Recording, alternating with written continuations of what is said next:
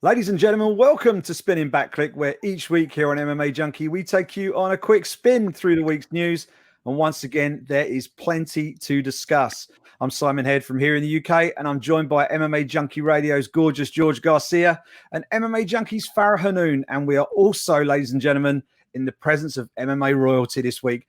Legendary referee and Bellator commentator, fight analyst, and podcaster extraordinaire, Big John McCarthy, joins the Spinning Back Clique panel. We've got loads to get through this week, so we will lead things off with the main event at UFC on ESPN 30 last weekend, as Deiveson Figueiredo left no doubt whatsoever in his flyweight title rematch with Joseph Benavidez. My first question this week, guys, is what were your lasting impressions of that fight, and who do you think should be next for the new champ, Figueiredo? We will put 3 minutes on the clock to get things started, and seeing as he's the new boy, Big John, you can kick things off. Wow. I'll tell you what, Deiveson was so impressive in that. I mean, it was a dismantling of a guy that I think is a really good fighter in Joe Benavidez. He looked good everywhere. You know, I heard people actually saying, oh, you couldn't get him in the choke. Dude, you're trying to get a world-class guy in the choke, and at times, especially with gloves, it's not that easy. He is so good right now, so big in the division. I don't see anybody that they have right now in that weight class that I think is a great match. You got Alex, who just beat Formiga. He's really technically talented.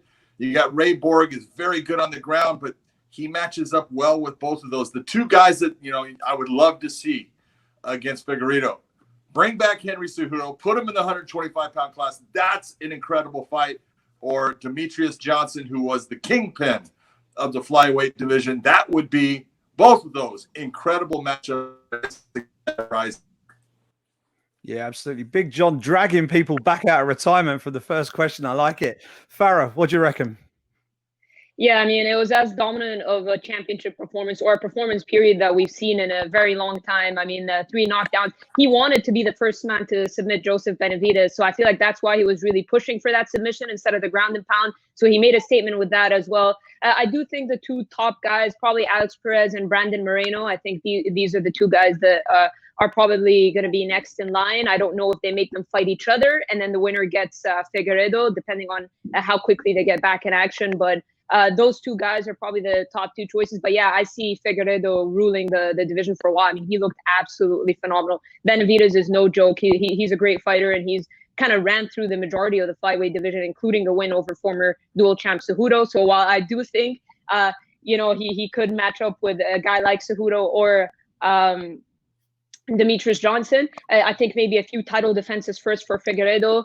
We are very high on his performance, but I think either Alex Perez or Brandon Moreno next. Great stuff. George, what's your take on Benavidez? I mean, you know, he's been there or thereabouts for so long and never quite got the gold. What's his legacy looking like, and where does he go from here? Well, he's still an all-time great. He did great as a bantamweight. I think he accumulated like a 13-2 record, fought for the title there, lost to one of the icons of the sport, Dominic Cruz, drops the flyweight, and he had the 2 losses to Demetrius Johnson. But, man, he always earned his shots, his title shots. So, you know, coming out of WEC and UFC, I mean, this guy is a legend in the smaller weight classes, the lighter weight classes, I should say. So he definitely does nothing to worry about as far as his legacy. He's got a lot of skins on the wall. But he's also got wins over the current in the USA Today sports rankings over 5, 6, and 10. So don't be discouraged, Joe. Let things shake out a little bit. If one of those guys can win, like Pantoja, he's one of the guys that he's beaten, then all of a sudden things open up. But like John said, Figueiredo looks tough right now. He really does. And look out for Askar Askarov. He put in a great performance against Pantoja this weekend. He's definitely one making his way towards the top of that division. Moving on right now, this past weekend, MMA Junkie confirmed reports that Israel Adesanya will take on Paulo Costa in a middleweight title clash at UFC 253 on September the 19th. It is a fascinating style clash between a seasoned technical striker and a powerful pressure fighter. But which aspect of this fight intrigues you guys the most ahead of their middleweight title clash? We'll put 3 minutes on the clock again for this one. Farah, you can go first. Well, we all know what Paulo Costa wants to do. He wants to pressure Adesanya. He wants to knock him out. The most intriguing aspect for this fight for me is the fact that it's 5 rounds. We did see Costa slow down a little bit against Romero, but that was such a high-octane fight between the two of them. I did speak to both Costa and Adasanya a couple months ago, and Costa's like, if you think that I'm going to approach the Adasanya fight the same way I did in Romero, you're mistaken. He's like, of course I'm not going to approach it like that. He's going to look to do things a little bit differently, probably not come out firing right off the bat. So I'm very intrigued in the cardio aspect, because I know Adesanya can do 5 rounds. He proved it against Calvin Gastelum when things looked to be pretty bad for him at one point, and he turned things around like a real champion in the 5th round to almost stop Calvin Gastelum. So Adesanya has certainly proven that he could go 5 rounds at a hard pace. I'm curious to see if Costa can handle that. And at the same time, Adesanya is coming off that performance against Romero where people weren't too high on him there. He did have a phenomenal performance against Whittaker, but I think they're already starting to doubt him here. So I know that he's got a bit of a chip on his shoulder and wants to remind people of what a phenomenal fighter he is. Yeah, absolutely. George, do you think we're going to see Adesanya really let things go in this fight because of how things went against Yoel Romero? Definitely. I think he wants to prove a point, and both of these guys have built this thing up. I mean, they are talking some smack via social media. They're having a go at each other. And remember, someone's O must go. Both guys are undefeated going into this fight. Plus, you got the traditional powerhouse country of Brazil back on the map a little bit with Davison Figueiredo now joining Amanda Nunes as champions. And then you got the new powerhouse, Oceania. You know, they can boast of Alexander Volkanovski and Israel Adesanya, as well as Adesanya also being born and proudly waving the Nigerian flag. You know, Africa is really, really producing some great athletes. And how about Berriman and Albarracin, 2 of the guys that are up for Coaches of the Year? You don't think those guys are going to be glaring at each other across from the cage? I can't wait for this fight. It's got everything I want. It's going to be an absolute banger. Big John, where's your money on this one? And, break this one down for us stylistically. I'll tell you what, this fight is so – I cannot wait for it. I was so happy when I heard that it was matched up. You know, I was able to actually referee Israel Adesanya when he was in Glory Kickboxing. He was going for world titles. And his style is so clean. He's such a technical striker. But I've done a lot of Paulo's fight, and man, I will tell you, Paulo has dynamite in his hands. And if he touches Adesanya with a clean shot, it's going to affect him. And he has the power to knock Adesanya out with a 1-punch to 2-punch combination and put him down to the point where he finishes. Adesanya, I don't think, has that same power in place against a guy like Paulo, but technically, I think Adesanya is better. It's a great matchup, and I love what George said because it's so right. The 2 coaches right now, they're the number 1, number 2. You can back and forth whichever way you want to go as far as the best coaches in the game and having this stable of fighters. Everything about this fight says it's going to be fantastic. Yeah, can't wait for that one. And from one championship fight to another one that hasn't been booked yet. The UFC bantamweight division has a brand new champion thanks to Petr Yan's stoppage of Jose Aldo at UFC 251 earlier this month. And it means that there's a new guy at the top of the division ready to take on all comers. But despite a general acceptance that the Aljamain Sterling fight seems to be the logical next one, UFC President Dana White has so far refused to commit himself to naming the Funkmaster as the number 1 contender. His recent quote on the matter said of Sterling, "He's up there. He's one of them." What do you think is stopping Dana from naming Aljamain Sterling as the next man in line? Let's have your theories, guys. Just 2 minutes on the clock for this one to keep it nice and snappy. Big John, you can go first. I'll tell you what, I can remember Dana White after Aljamain Sterling had a fight with Corey Sandhagen saying he's going to get the next shot. What's changed? I mean, he deserves it. There is no doubt Aljamain Sterling at this point has proven himself as the top contender in the bantamweight division. You can sit there and say whatever you want about other fighters. He deserves that shot. He should get it. I honestly think it's more of a contractual situation, and that's why Dana's not extending himself. It has nothing to do with where Aljamain has placed him in the actual cage. Yeah, it's a very interesting one. Farah, what's your take on this? Yeah, I mean, I can't see how Aljamain is not next in line. My only thought is it could be something to do with like star power. I mean, he's done everything he's needed to do in the cage. Maybe with Cody Garbrandt coming back with an emphatic knockout. He had a little altercation with Petr Yan backstage that maybe they're going to try to build that. Yan knocked out his mentor, Uriah Faber, a couple of fights ago. could be that. I don't know. I mean, Cody Garbrandt was one of those rising stars in the UFC, had all the makings of being one of the biggest stars and draws in the promotion. So I feel like maybe they don't want to set him with a few couple of fights in case he loses. That would be crazy to me. I think Sterling is next, but that's the only thing I could think of, is that maybe they're looking at a bigger name or a bigger star to put up against Jan to help build that division after Cejudo left. Yeah, there's definitely something going on, and I don't quite know what it is yet. George, what do you reckon? Well, it can't be his team because he flies around the world with Matt Serra looking for a fight. So unless Serra's playing pranks on him that he secretly doesn't like, I don't think it's that. I mean, he's promoted Weidman, he's promoted, Iaquinta, as well as even Matt Serra back in the day. So that camp is okay. And then the management group, Tony Ferguson fought earlier this year, Joanna Jędrzejczyk, Colby Covington's already signed the dotted line for a proposed fight with Tyron Woodley. So yeah, what could it be? That's a good point by Fada. Maybe there's a Garbrandt angle or something like that. And I was thinking maybe the return of Cejudo versus Jan. And yeah, it could boil down to star power. But I think Aljamain Sterling's a star. Yeah, I wonder whether Ali Abdelaziz might have something to play in this. I mean, obviously you've got Henry Cejudo, but he's also got Marlon Moraes, but he also has Khabib Nurmagomedov, and I know the UFC are very keen to get him booked, get him back in the mix again. Maybe there's a bit of leverage being put into play here to try and get one of Ali's bantamweight guys back in there for a title shot. And is Cejudo really retired? We will find out in the coming weeks and months.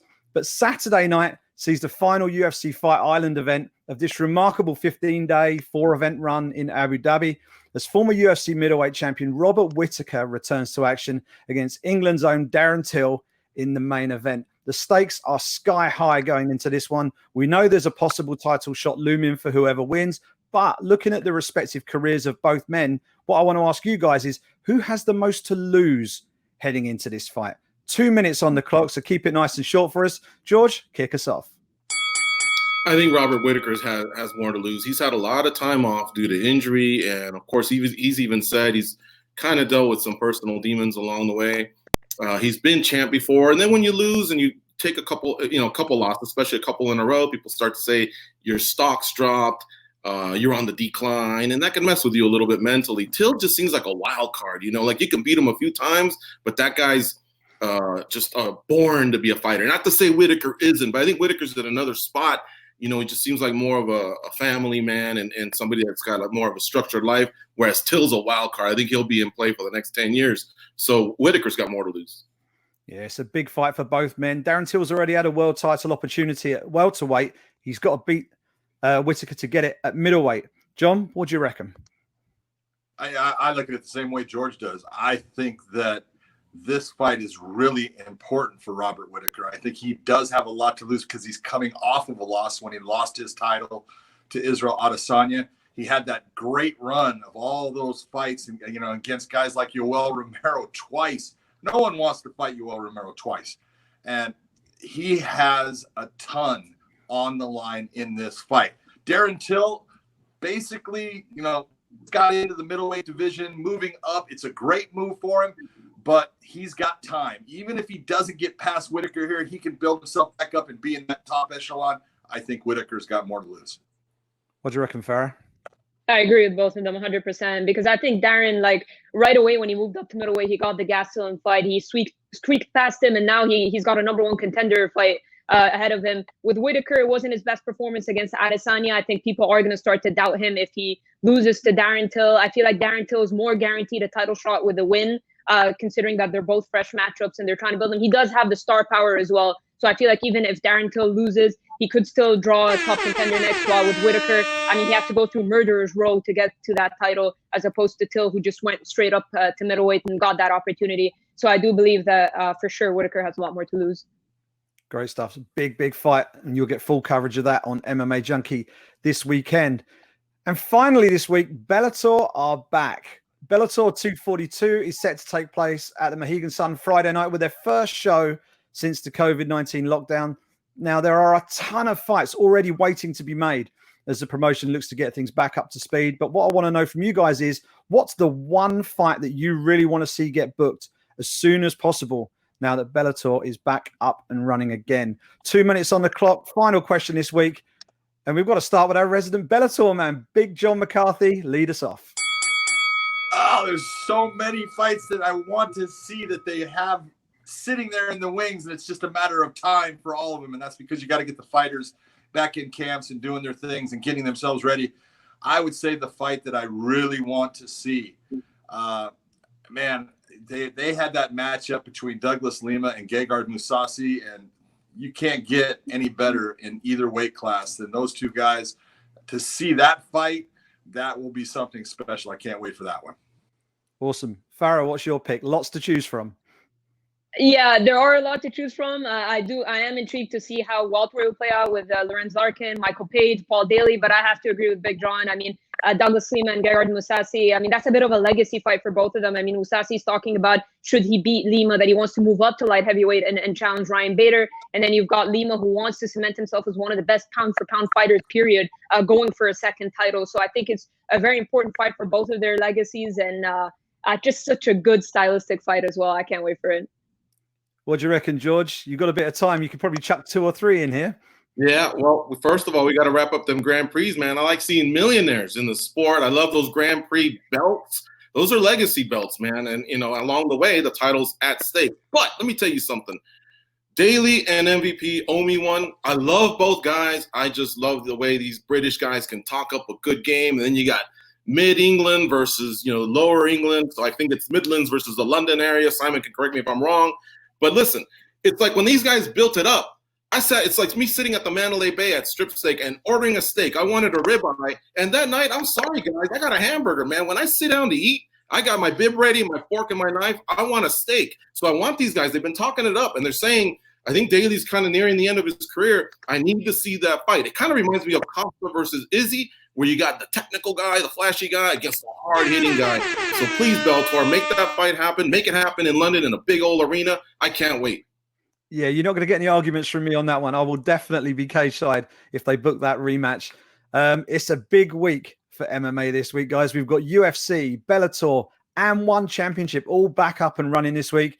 It means MMA is 100% back in business on the global stage. And it means we've got plenty to discuss next week when we return for Spinning Back Clique. A huge thank you to Farah Hanoun, to gorgeous George Garcia, and to Big John McCarthy for joining us on the show this week. But chiefly, thank you to you for checking out the show. We have a truckload of fights to cover this week. Check out all the coverage of all the events on MMA Junkie this week. Enjoy the fights, and we will be back next week for another edition of Spinning Back Clique.